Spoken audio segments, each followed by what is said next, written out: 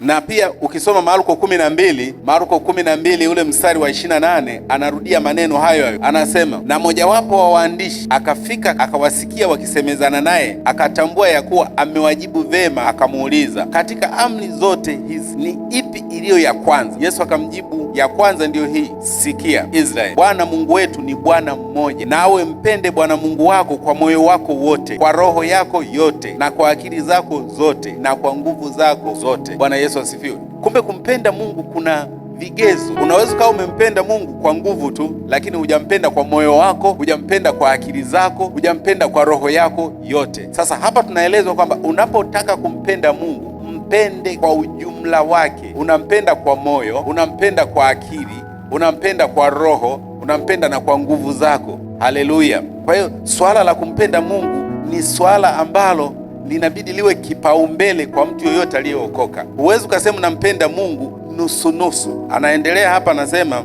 31, na ya pili ndiyo hii, mpende jirani yako kama nafsi yako. Hakuna amri nyingine iliyo kuu kuliko hizi. Kwa hiyo tutakapozungumza amri za Mungu ziko mbili, hakuna amri nyingine kubwa kuliko hizi. Amri zote ambazo unazijua zote zina follow kwenye hizi mbili. Ukiambiwa usiibe, kama unampenda jirani yako huwezi ukamwibia. Ukiambiwa usizini, kwa hiyo hakikisha umezijua hizi amri ili uweze kuziishi.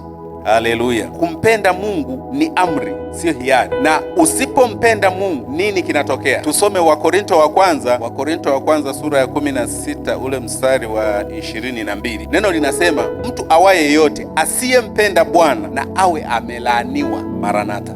Wewe usipompenda Bwana utakuwa umelaaniwa. Nakumbuka nimetoa tafsiri ya kupenda ni kumjali Mungu, ni kumthamini na kuamini maneno yake. Kwa maneno mengine, mtu yoyote asiyeamini maneno yake anatembea katika laana. Kwa maneno mengine, anatembea katika mauti. Kwa hiyo lazima mtu wa Mungu uamini maneno yake ili usiwe kwenye laana. Haleluya!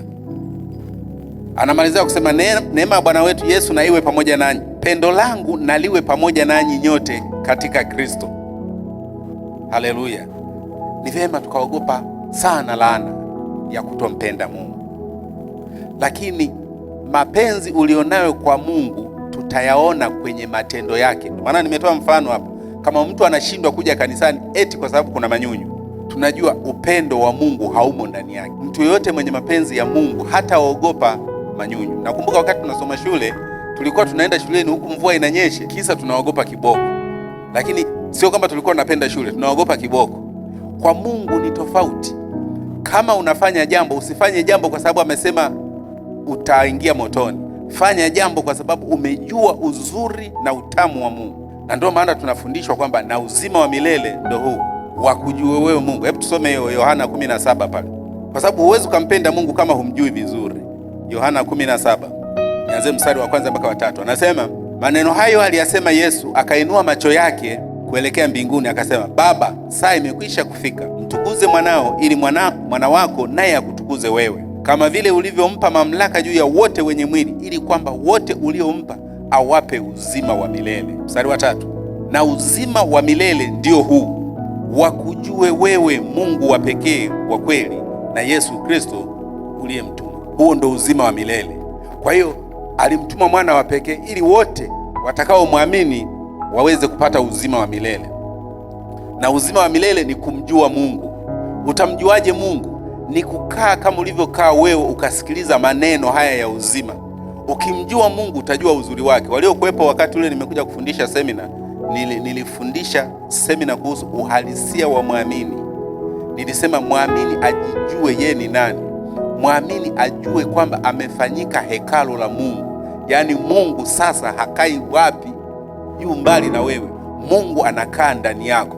Ukimjua Mungu katika muktadha huu, ukimjua Mungu katika mtazamo huu, lazima utampenda, kwa sababu siku zote utakuwa unaona wewe uko salama. Uko salama kwa nini? Kwa sababu Mungu wakati wote yuko pamoja na wewe. Niwaambie, hata watu wanateseka na mapepo, watu wanateseka na magonjwa, kwa sababu hawajajua nafasi yao katika Kristo iko wapi. Itakapofika ukajua nafasi yako katika Kristo, ukajua Mungu yuko ndani yako, Kristo alikufa kwa ajili yako, ufahamu huu unakuweka huru. Ufahamu huu unafanya pepo hata kama lilikuwepo likimbie kabisa mbali na wewe. Bwana Yesu asifiwe. Ndio maana ni muhimu sana kukaa darasani kama hivi ukapokea maneno yatakayokuweka huru. Ukisoma Yohana 8 mstari ule wa 31 mpaka 32, anasema Yesu alikuwa anazungumza na wanafunzi wake, akasema, ninyi mkishika neno langu mtakuwa wanafunzi wangu kweli kweli, nanyi mtakuwa huru na mtakuwa huru kweli. Kumbe unaposikia haya maneno yanakufungua, yanakupa uhuru. Ukipata huo uhuru, ndio inakusaidia wewe uone kwamba huyu Mungu unabidi umpende kwa nguvu zako zote, kwa moyo. Mkishika neno langu mtakuwa wanafunzi wangu kweli kweli, nanyi mtakuwa huru na mtakuwa huru kweli. Kumbe unaposikia haya maneno yanakufungua, yanakupa uhuru. Ukipata huo uhuru, ndio inakusaidia wewe uone kwamba huyu Mungu unabidi umpende kwa nguvu zako zote, kwa moyo wako wote, na kwa roho yako yote, na kwa akili zako zote. Kinachokufanya umpende sio kwa sababu umetishiwa moto. Unampenda kwa sababu umemfahamu uzuri wake, umefahamu thamani yake, kwamba Mungu ni mzuri kwako, Mungu kwamba ni kimbilio lako. Mungu ndo anakupa uzima, na uzima huu wa milele utaupata pale ambapo wewe utakuwa unazidi kumfahamu Mungu. Kwa hiyo siku zote kitu cha kuhangaika nacho ni kuongeza ufahamu kuhusu Mungu. Ongeza kufahamu kuhusu Mungu, nayo itakusaidia. Kadri unavyozidi kuongeza ufahamu kuhusu Mungu, utakuja kugundua kwamba kumbe Mungu ni upendo. Tunazungumza habari ya upendo. Mungu mwenyewe ndio upendo. Kwa hiyo wewe unapopenda, unadhihirisha ule umungu ulioko ndani yako. Kumbuka nimesema ukishaokoka Mungu anafanya makao ndani yako. Sasa unapompenda Mungu, kampenda jirani yako, unadhihirisha ule umungu, asili ya Mungu iliyoingia ndani yako inadhihirika nje, na watu wanaokuona wanamuona Mungu kupitia wewe.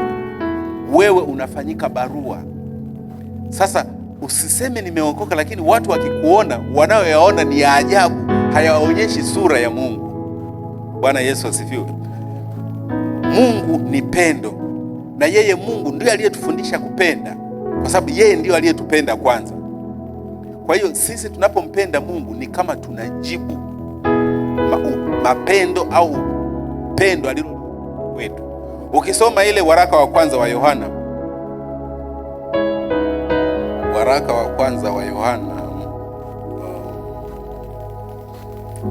ule sura ya 4 mstari wa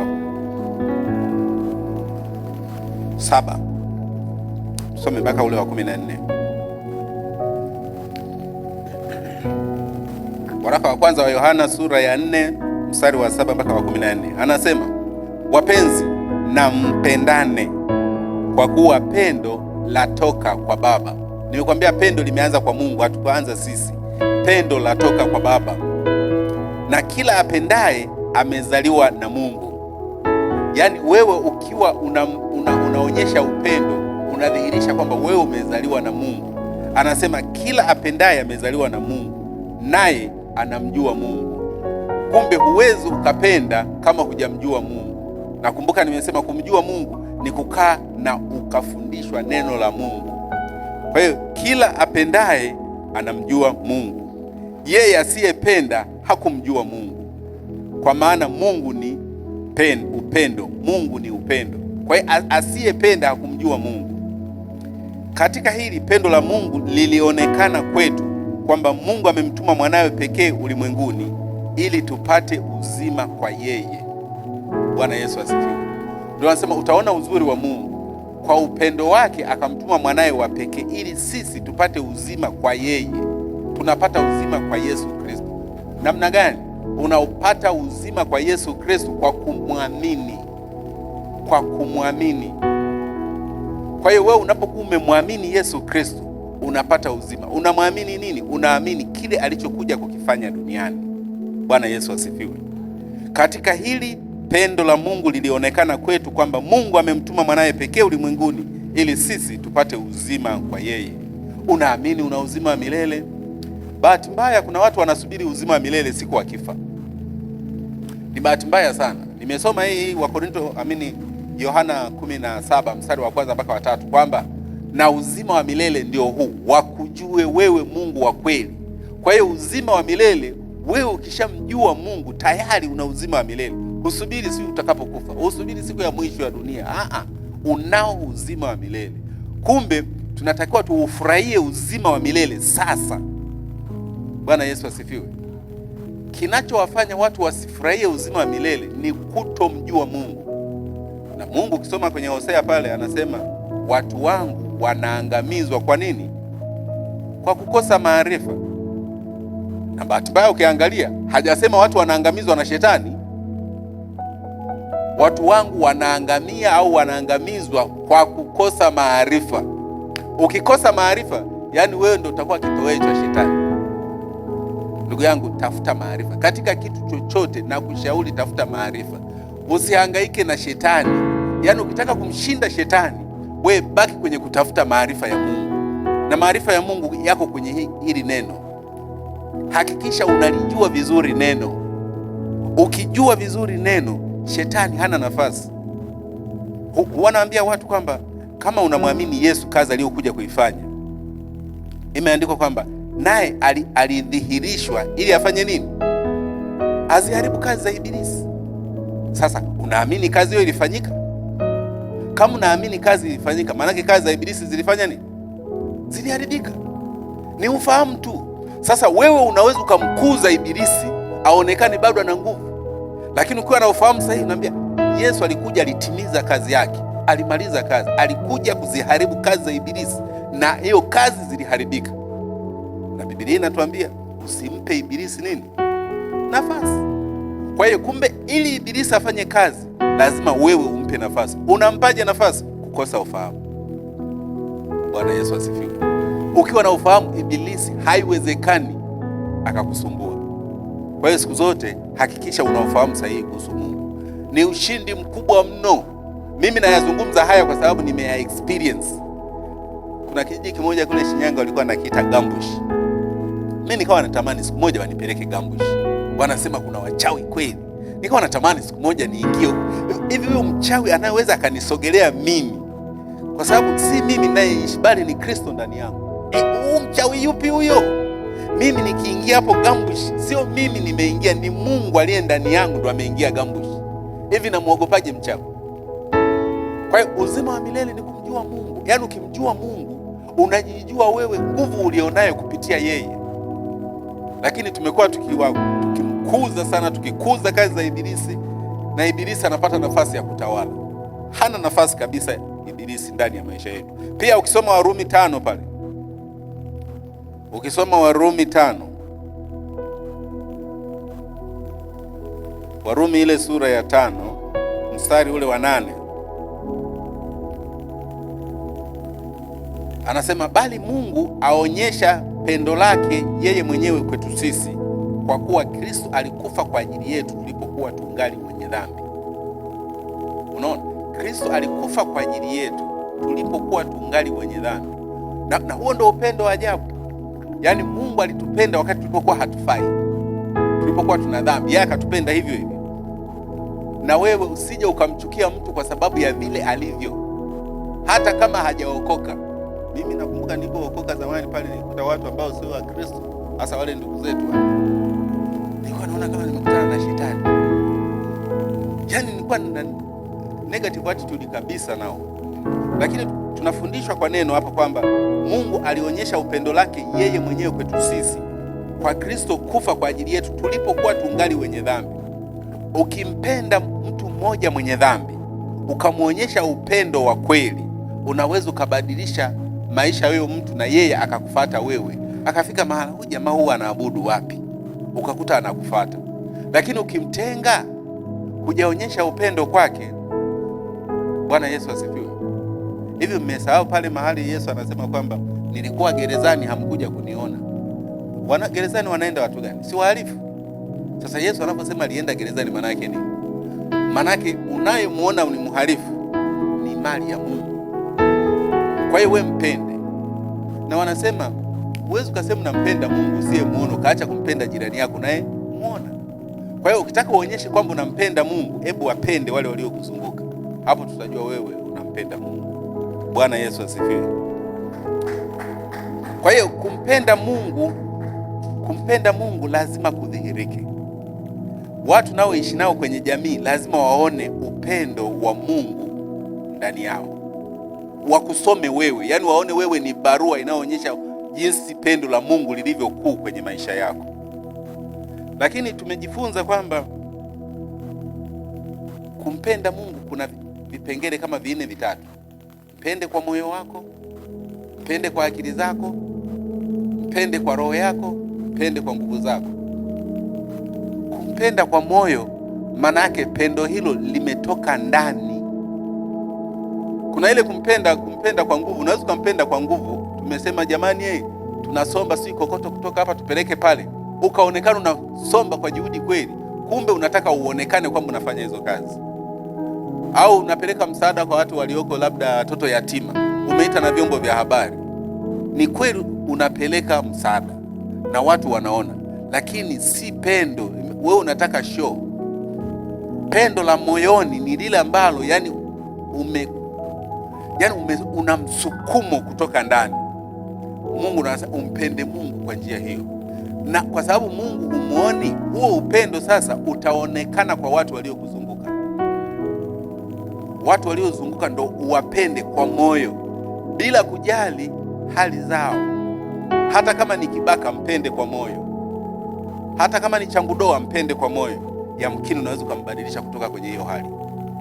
Kwa hiyo upendo wako ni nyenzo muhimu sana ya kumvuta mtu kuja kwa Yesu. Bwana Yesu asifiwe. Lakini tukianza kuwabagua kwamba hawa hawafai, mmoja Yesu akawaambia watu kwamba aliye mgonjwa hahitaji nini? Daktari. Kwa hiyo Yesu alikuwa anaenda kwa wale ambao watu ambao jamii inaona hawafai, yeye ndo anaenda kukaa nao wale. Wewe unaweza kwenda kukaa kijiweni kwa wafuta bangi, ukakaa nao mkapiga nao story. Umekaa unakuta tena wanakunywa na pombe pale, na wewe umekaa pale. Sio wanakunywa nini? Pombe ya kwenye vichupa vidogo. Na wewe umekaa katikati yao pale. Unaanza kuogopa, wapendwa akiniona atanionaje? Unafanya kazi ya Mungu. Ile kitendo cha kukaa nao pale, unasubiri kwamba upate nafasi upenyeze maneno ya uzima kwao. Yamkini unaweza kupata roho moja ukaiokoa. Bwana Yesu asifiwe. Yesu alikuja kufanya kazi ya kutupatanisha na Mungu. Alituachia huduma ya upatanishi huo sisi. Ukienda kukaa pale kijiweni, utapatanisha roho moja na Mungu. Kwa hiyo utakuwa umefanya kazi kubwa sana. Yaani hii huduma ya upatanishi huwezi kuifanya ukiwa hapa kanisani. Lazima tutoke, tuwafate hao, ili kanisa litakuwa lijae. Litajaa kwa jinsi wewe unavyoonyesha upendo wa Mungu. Unapotoka nje, wako watu sana wengi sana wanahitaji kusikia habari za Mungu. Wanahitaji kuyasikia maneno ya uzima, ili watoke fungo walivyo nalo. Haleluya. Watakatifu, tuna kazi kubwa ya kufanya. Tuna kazi kubwa sana. Na tunaposema kumpenda Mungu ni majukumu. Yaani huwezi kumpenda Mungu ukakaa tu katulia, mimi nimeokoka, ukakaa hapo. Wewe hujampenda Mungu. Kumpenda Mungu ni majukumu. Angalia pale Petro alipoulizwa na Yesu, sura ile ya Yohana 21. Yohana sura ya 21. Mstari wa 15.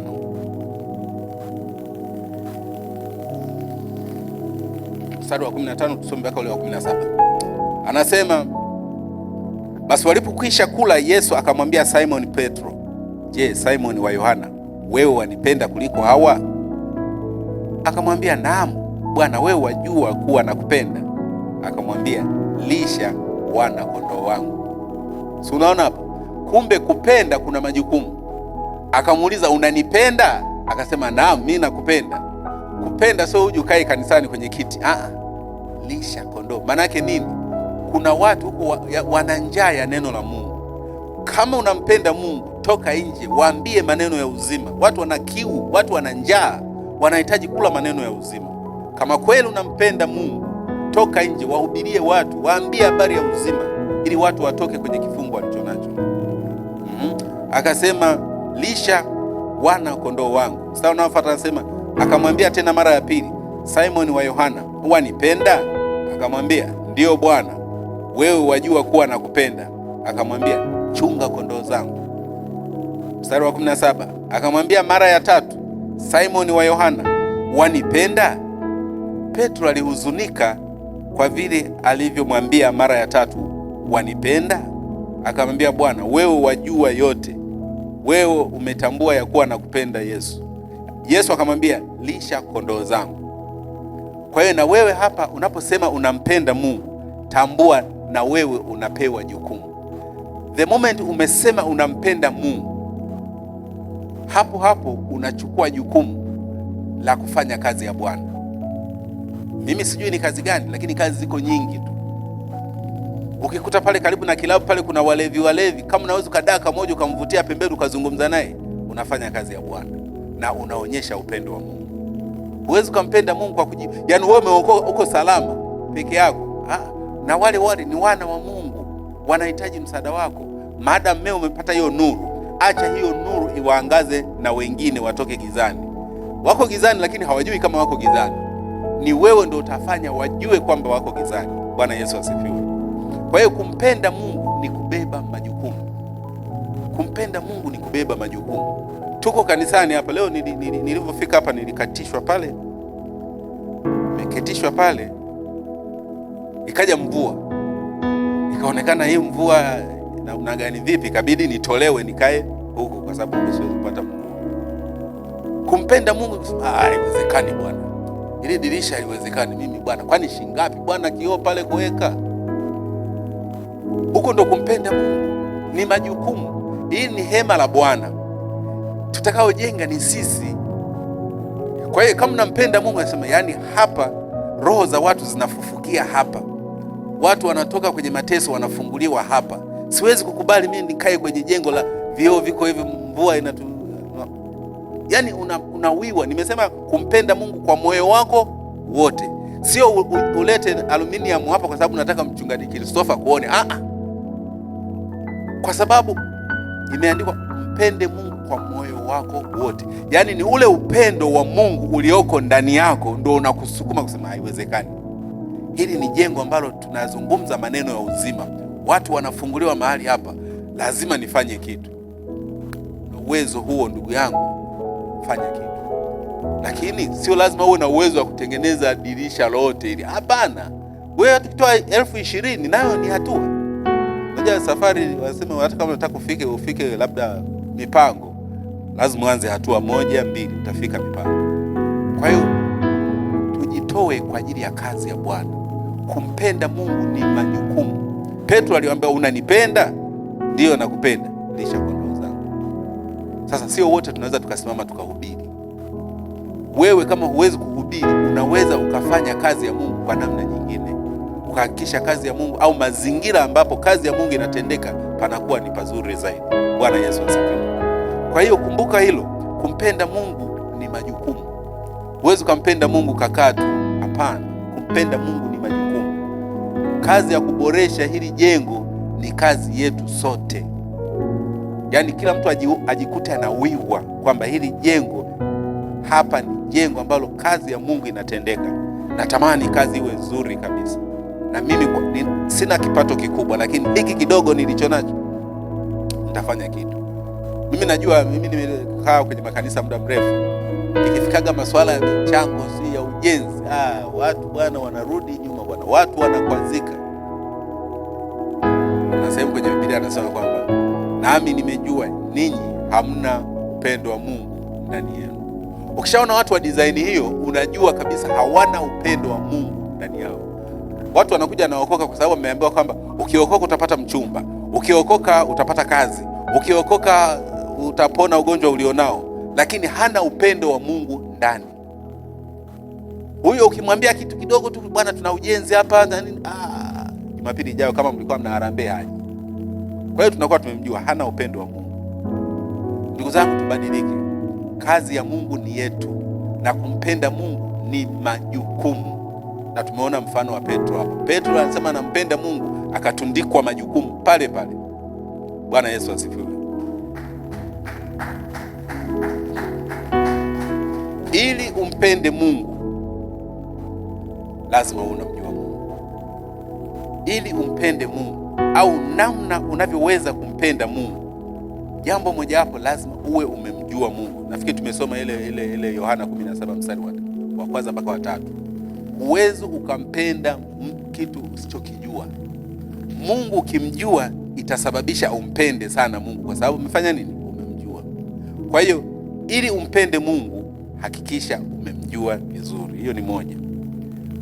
Pili, ili umpende Mungu lazima ushike neno lake. Maana huwezi ukasema unampenda Mungu halafu huyashiki na kuyatekeleza maneno aliyoyasema. Kuyashika na kutekeleza maneno yake, kwa maneno mengine, ni kwamba unayaamini yale maneno. Huwezi kumpenda Mungu kama huamini maneno yake. Bwana Yesu asifiwe. Hebu tusome waraka wa kwanza wa Yohana sura ile ya 5.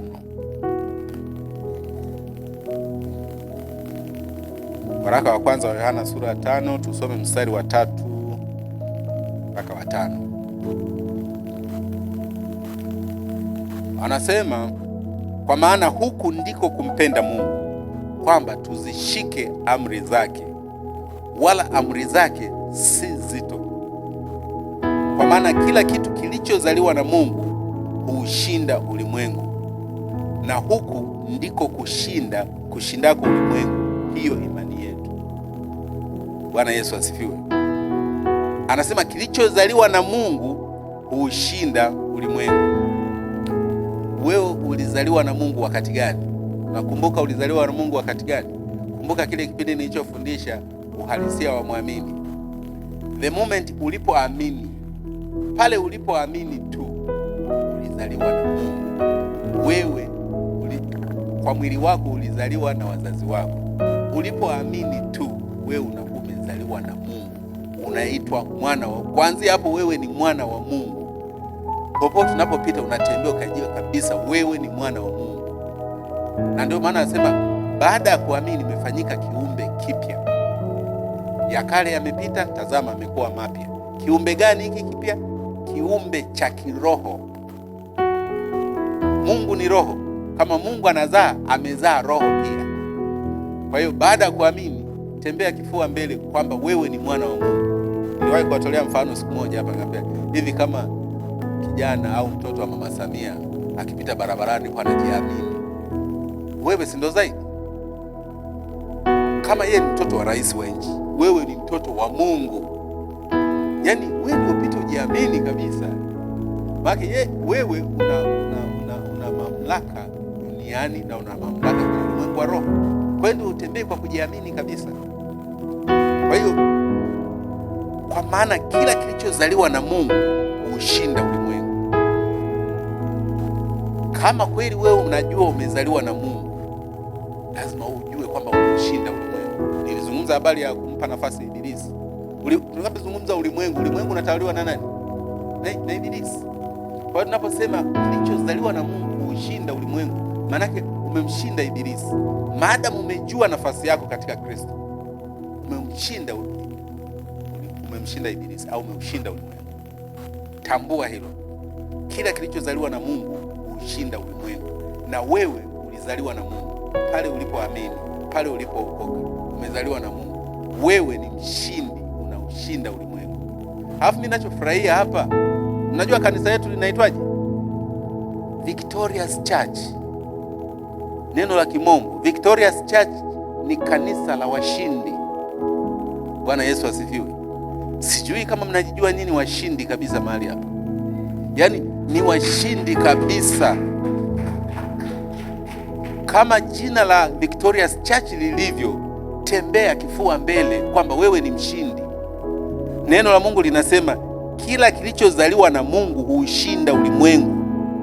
Kuushindako ulimwengu ni hiyo imani yetu. Kinachotufanya tuushinde ulimwengu ni hiyo imani tulionayo. Kwa hiyo Victorious Church, nyinyi ni washindi. Tembeeni katika hilo. Popote unapopita, Ibilisi ajue kabisa wewe ni mshindi. Kinachokufanya ushinde ni nini? Ni hiyo imani yako. Amemalizia hapa anasema, na huku ndiko kuushindako ulimwengu, hiyo imani yetu. Hiyo imani yetu. Bwana Yesu asifiwe. Kwa hiyo imani yetu ndio inatufanya tuwe washindi. Narudi pale pale, imani gani? Maana imani ziko nyingi. Hata kwa waganga wa kienyeji utakuta karatasi limeandikwa pale, mganga kutoka Sumbawanga. Wanaoamini wanaenda nao, wana imani pale, lakini sisi tunazungumza imani katika Kristo. Tunapozungumza imani katika Kristo, tunazungumza imani katika kile ambacho Kristo alikuja kukifanya hapa duniani. Tunatambua alikuja kufanya nini? Kristo alikuja kutukomboa kutoka wapi? Kutoka wapi jamani? Alitukomboa kutoka wapi? Nani anaweza akasema? Very good. Alitukomboa kutoka kwenye dhambi. Yaani ukijua hilo, mchezo umeisha. Biblia inasema wote walioamini wamehama kutoka mautini, wameingizwa wapi? Uzimani. Ndio maana unaitwa mshindi, kwa sababu tayari umeingia uzimani. Umeamini nini? Kwamba Kristo alitimiza ile jukumu alilokuja kulifanya. Bwana Yesu asifiwe. Tumekombolewa kutoka kwenye utumwa wa dhambi, tumeingizwa kwenye uzima. Tena huu uzima sio wa muda, uzima wa milele. Bwana Yesu asifiwe. Tuangalie tena Yohana 15.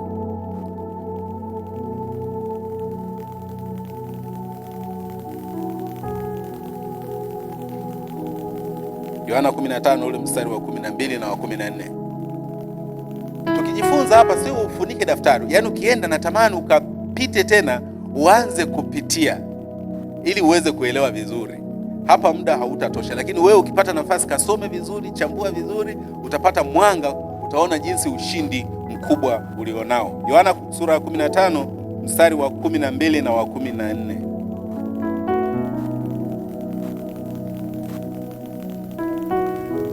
Anasema, amri yangu ndiyo hii, mpendane kama nilivyowapenda ninyi. Kumbuka nilisema Mungu ndo alianzisha upendo, sisi tunafuata. Mpendane kama nilivyowapenda ninyi. Hakuna aliye na upendo mwingi kuliko huu, wa mtu kuutoa uhai wake kwa ajili ya rafiki zake. Ninyi mmekuwa rafiki zangu mkitenda niwaamuruyo. Bwana Yesu asifiwe. Ameanza kusema amri yangu ndiyo hii, mpendane. Swala la upendo nimesema sio hiari, sio ombi, ni amri. Swala la kupenda si hiari, ni amri. Kwa hiyo unaposhika neno lake, manake unatii kile alichokuelekeza. Amekupa amri ya kupenda. Kwa hiyo utampendaje? Unawezaje kumpenda Mungu? Ni kushika neno lake. Amekuamrisha umpende Mungu, upende na jirani yako aliyekuzunguka. Kwa hiyo huna uhiari hapo, lazima upende.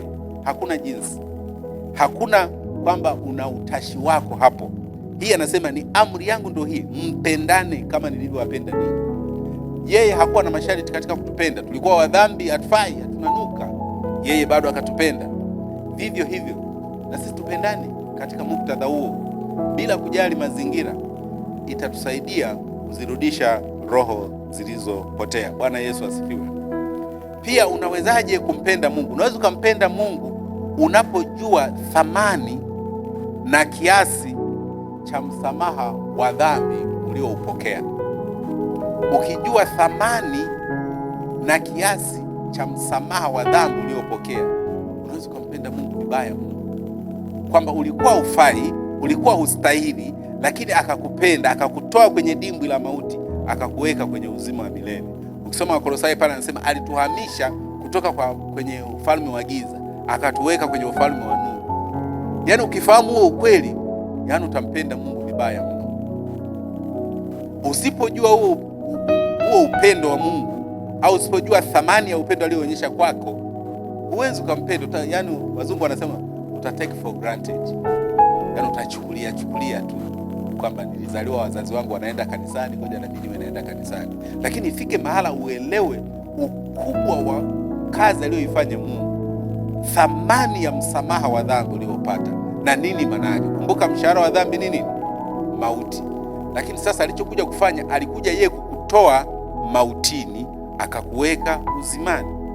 Kwa hiyo wewe umetoka kwenye mtego wa dhambi, umetoka kwenye utumwa wa dhambi. Hicho tu ndio kinafanya umpende Mungu.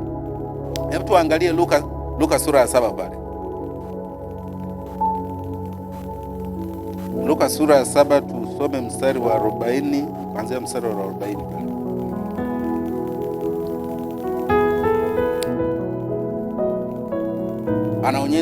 anaonyesha jinsi mtu anavyoweza kuthamini kile mtu mwingine alichofanya, kama ni kusamehe au kitu kama hicho.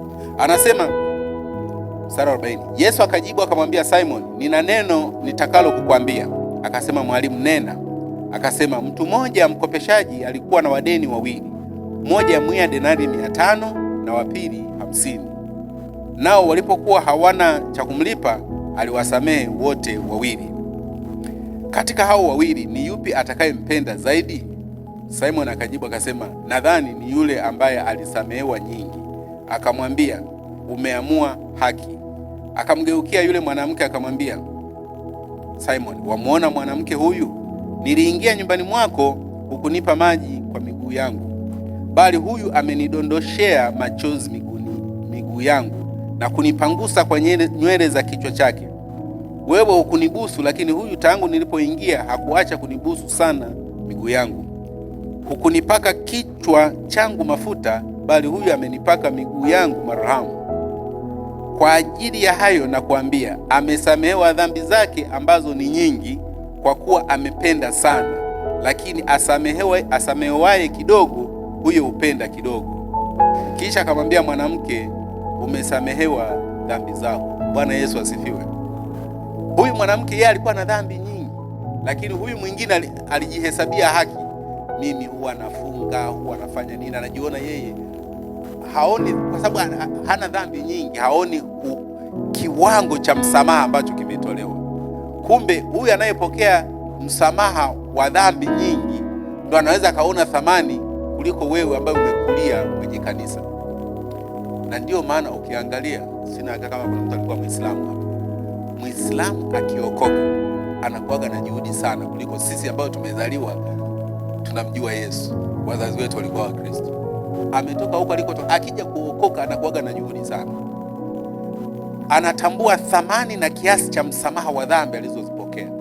Kwa hiyo na sisi, ukitambua kwamba wewe ulikuwa ufai, na ukitambua kwamba kwa juhudi yako huwezi ukazishinda dhambi, hata ufanye nini huwezi kuzishinda dhambi, ukitambua hilo, utampenda Mungu. Kwa sababu unajua Mungu alisema unaweza ukashika zile amri zote, ukikosea kamoja tu umekosea zote. Na amri ziko amri 10, lakini kuna amri ndogo ndogo, jumla ziko 613. Unaweza ukashika 612 ukakosa hii moja, unakuwa umekosa zote. Na ndio maana Biblia inasema hakuna mwenye mwili atakayehesabiwa haki mbele za Mungu kwa matendo ya sheria. Manake hakuna atakayehesabiwa kuwa ana haki au ni mtakatifu mbele za Mungu kwa sababu ya kuzishika sheria zile zote. Ni neema ya Mungu tu ndio inakufanya uwe salama. Mungu aliamua kumtoa mwanae wa pekee ili wewe ukimwamini upate usalama. Kama binadamu ni wadhaifu, tunajitahidi ni wadhaifu, lakini upendo wa Mungu ukimpenda kwa moyo unabadilishwa kutoka ndani. Kwa hiyo upendo huo utakufanya wewe uwe na matendo mema ya kushinda dhambi zote kwa urahisi. Lakini ukitumia akili yako peke yako huwezi, utaanguka tu. Yesu alifika mahala akawaambia watu, imeandikwa katika Biblia yenu usizini, lakini mimi nasema amtazamaye mwanamke kwa kumtamani amekwisha kufanya nini? Amekwisha kuzini. Haya, sehemu nyingine ikaandikwa kwamba imeandikwa katika Torati ya Musa usiue, lakini mimi nasema amchukiaye ndugu yake amekwisha kufanya nini? Amekwisha kuwa muuaji. Hivi nani atapona? Hujawahi kumchukia mtu wewe? Vijana nikuwauliza, hamjawahi kutamani? Bwana Yesu asifiwe. Kwa hiyo ni vigumu, kwa juhudi zako huwezi. Unawezekana kweli hujawahi kwenda guest, kweli hujawahi kwenda wapi, lakini wewe ni mdhambi tu mbele za Mungu. Neema ya Mungu ndio inatuweka salama. Sasa ukijua hilo, utakuwa na upendo mkubwa sana kwa Mungu. Ukijua kabisa kwamba amekuhamisha kutoka mautini kupeleka uzimani, na ndivyo ilivyo. Tembea katika hilo. Ukitembea katika hilo, kumbuka Roho wa Mungu amekaa ndani yako. Huyu Roho ana kazi ya kukubadilisha wewe. Unapoendelea kuyasikia maneno ya uzima, Roho wa Mungu ana kazi ya kukutengeneza uwe mtu mzuri. Hutumii juhudi yoyote kuishinda dhambi. Hutumii juhudi yoyote. Ukitumia juhudi yako wewe, itafika mahali unaangalia hawanioni, unapiga tukio. Lakini ruhusu Roho wa Mungu afanye kazi ndani yako. Na pia tutajua unaweza kumpenda Mungu unapokuwa na upendo kwa watu wanaokuzunguka. Yaani kumpenda Mungu sio maneno. Kumpenda Mungu ni yaani vile unavyoeleleza huo upendo wa Mungu kwa watu wengine. Yakobo anasema kwamba imani bila matendo imekufa. Kwa hiyo na wewe tunataka tuone upendo wako ukionekana kwa watu wanaokuzunguka. Ukisoma waraka wa kwanza wa Yohana pale sura ya 4 mstari wa 20.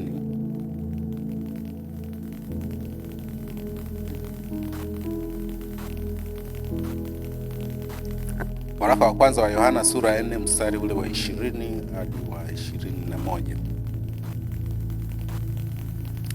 Anasema, mtu akisema nampenda Mungu naye anamchukia ndugu yake ni mwongo. Kwa maana asiyempenda ndugu yake ambaye amemuona hawezi kumpenda Mungu ambaye hakumuona. Bwana Yesu asifiwe. Utasemaje unampenda Mungu wakati jirani yako pale hamsalimiani? Hayo itakuwa ni maigizo. Hata kama tunasali wote hapa, hayo ni maigizo. Huyu jirani yako unamuona, unaamka asubuhi tunamuona huyu hapa, umpendi, lakini unampenda Mungu. Sio kweli. Kwa hiyo kama nampenda Mungu tunataka tuone. Yaani kuna jirani anaweza akakufanyia ubaya pale anapokuwa walitegemea wewe ureact vibaya sana. Wanashangaa wewe uko poa tu. Unasema amani ya Bwana itawale. Ndivyo inavyotakiwa. Umekaa kwenye daladala, bahati mbaya jamaa akakukanyaga. Yaani baada ya kurusha ngumi, unajua tu jamaa labda hakuniona. Yanaisha. Yaani wewe unakuwa usiwe mtu wa kuweka mambo, kuyakuza mambo. Itakusaidia. Na Biblia inasema kuweni na amani na watu wote. Yaani ukiishi maisha ile anavyosema utaijua kweli na hiyo kweli itawaweka huru. Hiyo ndio maana yake. Yaani wewe uko huru. Una bifu na mtu. Yaani chochote unachokiona hata likija baya unalitazama kwa jicho la Kristo. Alisemaga Yusufu kwa ndugu zake waliokuwa wamemuuza Misri. Wao wanajua alishakufa siku nyingi. Ameenda Misri kule, kumbe mwenzao mambo yamejipa. Akawa waziri mkuu. Wakaja huko wana njaa wanakuja kuemea. Baadaye anajitambulisha kwa mimi ndo Yusufu bwana. Uliyekuwa mtupa nitaka kumuua. Ninyi akamwambia ninyi mlikusudia mabaya. Lakini Mungu katika hilo baya mlilokusudia yeye alikusudia nini? Mema. Kwa hiyo hata tunapokutana na baya ukiwa na upendo wa Mungu, litazame lile baya katika muktadha wa Mungu. Kwamba Mungu kuna kitu anataka kufanya hapa. Ni kweli unapita kwenye mapito magumu. Lakini tumeambiwa tushukuru kwa kila jambo. Shukuru katika hilo unalopitia kwamba Mungu kuna nini unataka kunieleza katika hili. Haleluya. Yamkini kuna kitu Mungu anakupitisha. Kana kipindi fulani nilikuwa nimesafiri nje ya nchi. Nilikuwa Singapore. Mimi nilikuwa mtumishi wa serikali huko nyuma. Sasa kuna jamaa akawa anasafiri na ndege. Siku hiyo tulikuwa tunakaa hoteli moja, akakosa ndege. Akasikitika sana. Alichelewa tu kuamka. Akasikitika sana kukosa ndege. Kwa sababu ilikuwa inamgharimu dola za kutosha tu ili apate ndege nyingine. Ile ndege imeondoka. Yamepita kama saa 8. Unajua ndege haionekani. Ilikuja kuonekana siku ya pili. Wamekufa wote. Lakini yule bwana alifanya nini? Alikuwa anasikitika. Sasa ukiwa na upendo wa Mungu, kila kitu kikitokea unakitazama kwa jicho la kimungu zaidi. Mungu kuna nini? Kwa nini? Kwa nini imetokea hivi? Mimi najua Mungu una jambo jema katika hili. Kwa hiyo bwana baada ya kusikia ndege ile wamekufa wote akaanza kumtukuza Mungu. Lakini mwanzoni yeye aliona kama shetani ndio amemfanya chelewe kwenda kupanda ndege. Kwa hiyo shukuruni kwa kila jambo. Hiyo ndio maana yake. Kwamba Mungu anaweza kufanya jambo jema out of bad situation. Kwenye jambo ambalo wewe unaona ni baya, Mungu anaweza kaleta jambo jema kwa ajili ya manufaa yako. Haleluya. Sijui ni hapa niwahi kuwapa mfano. Mdogo wangu mimi aliomba nafasi ya kwenda jeshi, akatoa na rushwa. Yule bwana akala zile hela, akuingia jeshi la wananchi, akakosa. Kasikitika sana, kalia sana. Nikamwambia, we shukuru tu. Sasa hivi anashukuru hakwenda jeshi la wananchi, kwa sababu sana sasa hivi angekuwa koplo. Lakini ninapokuambia sasa hivi ni bilionea, ni mfanyabiashara maarufu sana pale Dar es Salaam. Lakini angekuwa jeshini angekuwa labda na viwili. Kwa hiyo kuna situations zinatokea, Mungu anaifanya makusudi kwa sababu yeye anajua hatima yako. Kwa hiyo hata kama unapitia kwenye magumu, usikate tamaa. Mungu tambua bado anakupenda. Wewe endelea kukaza kumpenda, ukijua kwamba Mungu hajakuacha, na Mungu kimsingi hata kuacha maishani mwako. Na nyimbo nyingine huwa mnaimba, mimi huwa suspend sana. Mungu wangu mbona umeniacha. Kawimbo kazuri sana, yani melody yako nzuri sana. Lakini Mungu, wewe ukishaokoka, Mungu akafanya makao ndani yako, hakuachi. Amesema atakuwa na wewe hadi ukamilifu wa dahari. Tembea katika hilo, simama katika hilo. Bwana Yesu asifiwe. Utakuwa salama sana ukizingatia kwamba wewe umezaliwa na Mungu na Mungu anakupenda na umesamehewa dhambi milele. Imani tulionayo inatofautiana na wenzetu wengine kwa sababu sisi tunaamini msamaha wa dhambi ambao Yesu Kristo alikuja kuleta. Kwa sababu vinginevyo kulikuwa kuna sababu ya Yesu kuja kufa msalabani. Alikufa msalabani ili sisi tusamehewe dhambi, tuhamishwe kutoka mautini tuingizwe uzimani. Ni kusimama katika hilo itakusaidia. Kwa hiyo tunapowapenda watu, tunawapenda tukijua kwamba sio nampenda kwa sababu amenitendea mema. Nampenda jirani yangu kwa sababu naye amezaliwa na Mungu, ameumbwa na Mungu. Hicho ndio kinafanya nimpende. Kwa sababu ukimpenda yule aliyokufanyia mema tu, hiyo ni kama nalipa.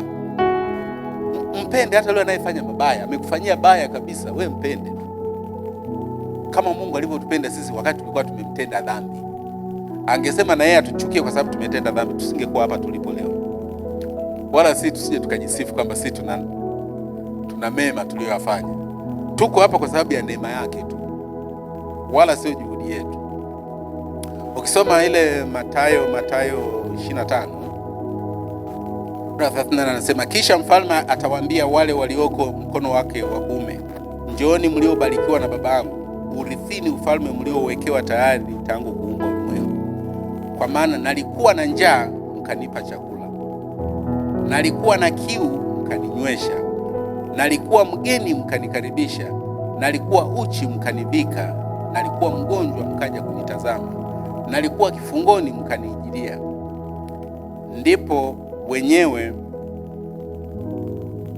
Ndipo wenye haki watakapomjibu wakisema, Bwana, ni lini tulipokuona una njaa tukakulisha, au una kiu tukakunywesha? Tena ni lini tulipokuona mgeni tukakukaribisha, au uchi tukakuvika? Ni lini tena tulipokuona mgonjwa au kifungoni tukakujia? Na mfalme atajibu akiwaambia, amini nawaambia, kadiri mlivyomtendea mmojawapo wa hao ndugu zangu walio wadogo, mlinitendea mimi. Bwana Yesu asifiwe. Unavyomtendea jirani yako ndivyo unavyomtendea Mungu. Mungu humuoni, unayemuona ni jirani yako. Una mtu ana shida jirani yako pale, sio kwa sababu yeye aliwahi kukufanyia chochote. Mfanyie wema. Yaani kadri unavyomfanyia wema huyo jirani yako, unamtendea Mungu. Bwana Yesu asifiwe. Kwa hiyo ile ya kusema tupendane sisi kwa sababu ni mpendwa mwenzangu, yeyote yuko gerezani, ukijisikia siku hiyo kwenda kumpelekea chochote, jirani yako amewekwa ndani kule, mpelekee. Unapofanya wema huu unaonyesha wewe unampenda Mungu. Kwa hiyo huko ndo kumpenda Mungu. Of course unaweza kusoma kwa nafasi yako waraka wa kwanza wa Yohana sura ya 2 mstari ule wa 7 hadi wa 11. Waraka wa kwanza wa Yohana sura ya 2 mstari wa 7 hadi wa 11. Kwa sababu ya muda naomba nisisome hapo, lakini nisome hii kwamba unakuwa unampenda Mungu pale unapokuwa mwanafunzi wa Yesu. Unakuwa unampenda Mungu pale unapokuwa mwanafunzi wa Yesu. Tusome Yohana sura ya 13.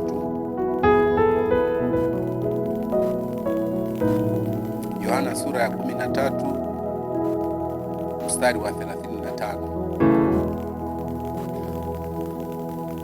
Unapokuwa mwanafunzi wa Yesu, tunajua wewe unampenda Mungu. Mwanafunzi wa Yesu maana yake nini? Hapa huwa ni changamoto kidogo. Kumbuka Yesu alipokuwa anaondoka aliacha jukumu moja kwamba nendeni mkawafanye watu wote kuwa wanafunzi wangu. Sasa wewe unapokuwa mwanafunzi wa Yesu maana yake nini? Tukisoma Yohana 1:17, nafikiri 17. Yohana 1:17 anasema Torati ililetwa kwa mkono wa nani? Wa Musa. Neema na kweli ililetwa na Yesu Kristo. Kwa hiyo kama wewe ni mwanafunzi wa Yesu, utafuatilia kinachofundishwa na Yesu. Yesu alileta nini? Neema na kweli. Hutabaki kuwa mwanafunzi wa Musa. Maana kuna kuwa mwanafunzi wa Musa na mwanafunzi wa Yesu. Mwanafunzi wa Yesu anashika kile alicholeta Yesu, neema na kweli. Mwanafunzi wa Musa anashika kile kilicholetwa na Musa, ni nini? Torati. Sasa tunaambiwa kwamba ili uwe unampenda Mungu, utakuwa mwanafunzi wa Yesu, utashika yale ambayo Yesu aliyaleta.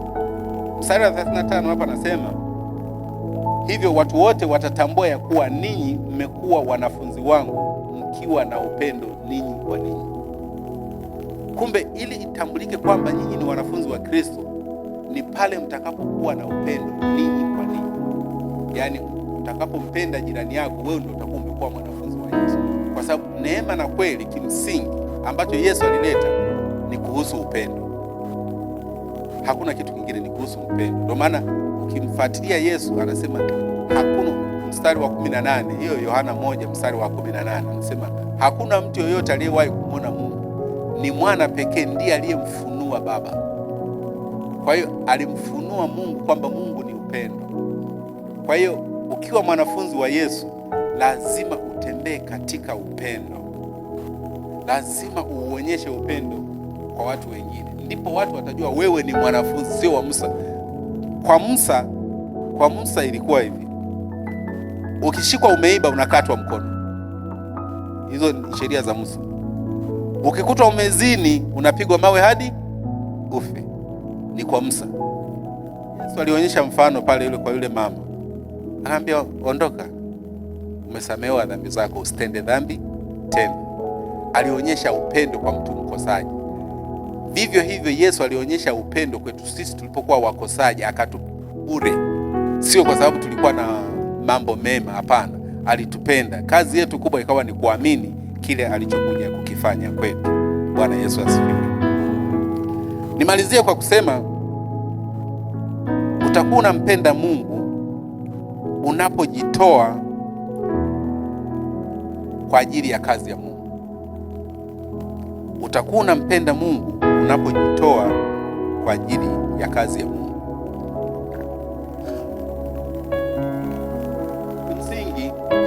Kimsingi katika kupenda kokote kuna kutoa. Wale wazee wenzangu wanajua, wale wakubwa kidogo wanajua. Yaani hata ukiwa na girlfriend wako, ukiwa na boyfriend wako, boyfriend kama hatoitoi utasema huyu hanipendi. Uongo jamani? Ni ukweli. Kwa hiyo upendo wote ni kutoa. Kama unampenda Mungu lazima utoe. Huwezi ukasema unampenda Mungu kama utoi. Kumbuka pale tulizungumza kumpenda Mungu kwa moyo wako wote, kwa nguvu zako zote, kwa roho yako yote, hivyo na kwa akili zako zote. Kama unampenda Mungu utatoa moyo wake wote kwake, akili zako zote. Yaani unapompenda Mungu kwa akili zako zote, yaani wewe muda mwingi unawaza mambo ya Mungu, yanayoendana na Mungu, yaliyo sawasawa na matakwa ya Mungu kwa roho yako yote. Yaani wewe unatambua kwamba wewe umezaliwa na Mungu katika roho. Wewe ni roho na Baba ni roho. Kwa hiyo yaani wakati wote uko naye, unajua Mungu yuko pamoja na wewe. Roho ya Mungu inakaa ndani yako na roho yako vimekuwa roho moja. Ukiwa na ufahamu huo, ni rahisi wewe kujitoa kwa ajili ya Bwana. Sasa kujitoa kwa ajili ya Bwana kuna kutoa muda, kuna kutoa nguvu, kuna kutoa rasilimali ulionayo. Yaani inapofika kwenye kujitoa kwa Bwana unakuwa huna mjadala. Tuone mfano wa Mungu mwenyewe ambaye tumesema pendo la Mungu, yaani pendo lilianzia kwa Mungu. Tukisoma Yohana ile sura ya 3 kuanzia mstari wa 16. Na huu ndo mfano wa Mungu kuonyesha upendo kwetu. Anasema, kwa maana jinsi hii Mungu aliupenda ulimwengu hata akamtoa mwanawe pekee, ili kila mtu amwaminie asipotee, bali awe na uzima wa milele. Kuonyesha upendo, Mungu alifanya nini? Alitoa nini? Alitoa mwanaye wa pekee. Mimi sijui kama nampenda Mungu, wewe umeonyesha nini? Wewe uko tayari kutoa nini kwa ajili ya Mungu? Mungu alitupenda akamtoa mwanaye wa pekee. Wewe uko tayari kutoa nini kuonyesha upendo kwa Mungu, ili Mungu ajue kwamba wewe unampenda? Bwana Yesu asifiwe. Mimi mtu ambaye hawezi kujitoa kwa ajili ya Mungu huwa namuona ni kama mtoto mchanga kiroho, na huwa naona ni aina ya kutokujijua. Na mimi nikifundisha siwezi kusema toa ili ubarikiwe, kwa sababu nitakuwa nakufundisha kutoa rushwa. Ukitaka kupata ajira nasema peleka 500,000 utapata ajira. Sasa kwa Mungu tusiende hivyo. Kama unataka kutoa kwa Mungu, toa kwa sababu umemjua Mungu alivyo wa thamani. Sio utoe ili kwa sababu unataka wewe upate kitu fulani. Hatuendi kwa kutoa rushwa kwa Mungu. Na kwa nini nasema hivi? Kwa sababu wewe hapo ulipo umebarikiwa. Wasomaji wa Biblia mnaweza kusoma Efeso wa kwanza sura ya 3. Efeso wa kwanza sura ya 3. Wewe huhitaji utoe kitu kwa Mungu ili akubariki. Wewe ulishabarikiwa hapo ulipo. Inabidi kutembea tu katika ukweli huu. Wewe ulishabarikiwa. Hiyo Efeso 1:3 inasema, tazama, anasema atukuzwe Mungu aliyetubariki kwa baraka zote za rohoni. Baraka zote za rohoni. Sisi tuna baraka zote za rohoni. Kumbuka, baraka hizi za rohoni ndizo zinakuja kudhihirika katika ulimwengu wa damu na nyama. Kwa hiyo wewe umebarikiwa, basi zielekeze hizo baraka kwenye kazi ya Bwana. Tunazifunga hizi baraka zisionekane kwa sababu ya sisi kuwa wachoyo. Hatutaki kujitoa kwa ajili ya Bwana. Ikifika kwenye kazi ya Bwana, yani kama umeelewa hiki nilichokwambia, wewe wa kwanza kusimama ili kazi ya Bwana isonge mbele.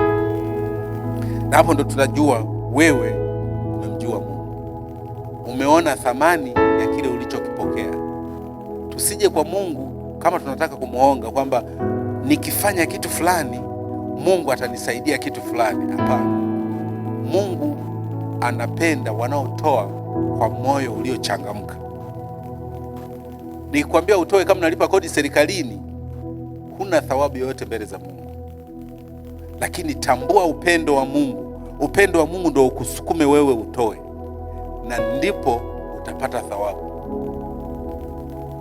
Lakini ukitoa kama unataka kumuonga Mungu, my friend, kuna watu waliingia kwenye ulokole, kwenye makanisa ya kilokole, wamefilisika. Kisa nini? Hakutoa kwa msingi ulio sahihi, hakutoa kwa upendo, alitoa kama anamuonga Mungu. Ukitoa kwa upendo wenyewe kabisa, umemjua Mungu kama tulivyosema Yohana 17 mstari wa 1 mpaka wa 3. Ukitoa katika msingi huo, utele wewe uko kwa ajili yako. utaishi kwenye utele, kwa sababu wewe ni mwana wa Mungu. Kitendo cha kujua wewe ni mwana wa Mungu, tayari uko kwenye utele. Nitolea mfano Mama Samia. Mtoto wa Mama Samia yuko kwenye utele kwa sababu mama yake ni rais. Sasa na wewe uko kwenye utele kwa sababu baba yako ndio muumba vitu vyote. Fedha na dhahabu vyote ni vyake. Tatizo ufahamu mdogo. Simama katika hilo. Onyesha upendo, onyesha kwamba umebarikiwa, kwa sababu hicho kidogo ulicho nacho ni yeye amekupa. Hebu onyesha kwamba umebarikiwa, ndipo na wewe sasa utakuwa unafungua milango ambayo ulikuwa umeiziba wewe mwenyewe, wala sio Mungu, wala sio shetani. Watu wangu wanaangamizwa kwa kukosa maarifa, wala sio shetani anawaangamiza, wamekosa maarifa. Bwana Yesu asifiwe. Kwa hiyo ndugu zangu, kumpenda Mungu tukumbuke kwamba ni amri wala sio hiari, na tumeona kwamba usipompenda Mungu wewe unatembea katika laana. Kwa hiyo tusimame kupenda Mungu ili nasi tutembee katika baraka ambazo Mungu ameshazimwaga kwetu. Bwana Yesu asifiwe. Bwana Mungu, ninakushukuru kwa ajili ya neno lako. Asante kwa ajili ya kila aliyesikia maneno haya. Tunatambua wewe ni pendo, wewe ni upendo, nasi ni wanao. Upendo wako ukadhihirike kwetu na kwa wanaotuzunguka. Kila tunapotembea Baba, tukasomeke kama barua ya upendo, ili wale wasiokujua wewe wazidi kukujua wewe kupitia sisi. Ni katika jina la Yesu nimeomba, amen. Nawashukuru kwa kunisikiliza.